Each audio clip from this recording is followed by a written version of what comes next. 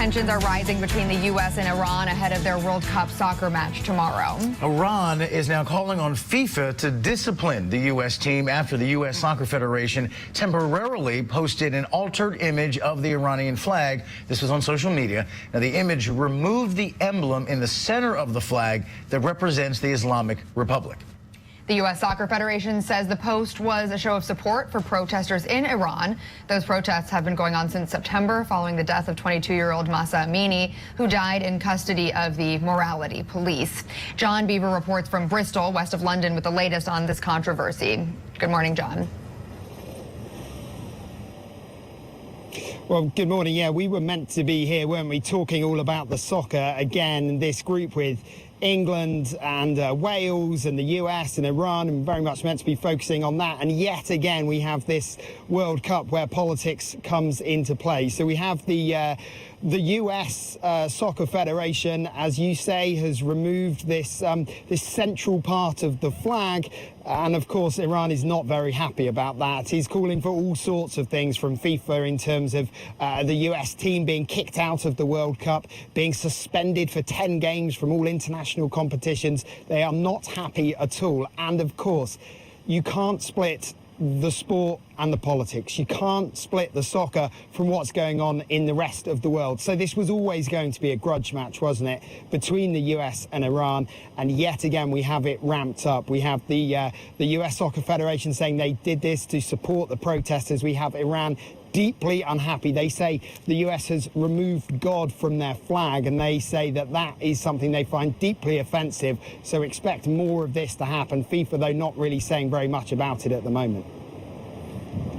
Hello with you on. That's what I wanted to follow up on. Is there any official, official response from World Cup authorities there to Iran and this whole situation? Obviously it's volatile, a little bit messy. They may not want to touch it, but they have to address it somehow. What are they doing?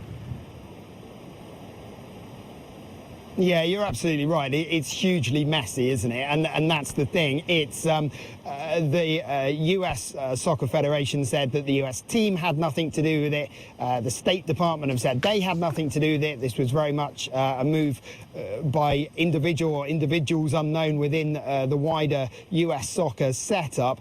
FIFA are staying pretty tight-lipped on it at the moment. They, of course, want everybody to focus on the sport. They've always said this. When the World Cup first kicked off, when it was in Qatar, I was here talking to you about the protests that were going on with the Iranian players not singing, with jeering and whistling from Iranian fans in the stadium as their national anthem was being played as they faced off against England in the first game in that group.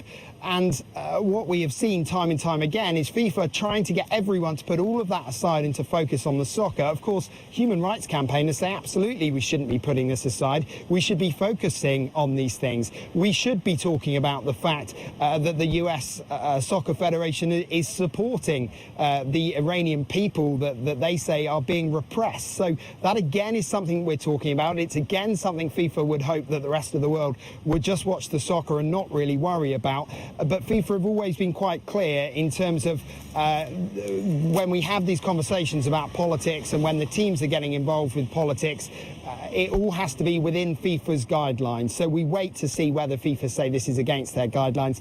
I would be very surprised if we see any kind of recrimination happening during the World Cup itself. I think these games will go ahead as planned. We have England versus Wales, the US versus Iran, and back to the soccer briefly. It is a must-win match for the US. They need to beat Iran in order to get through to the next phase of this competition.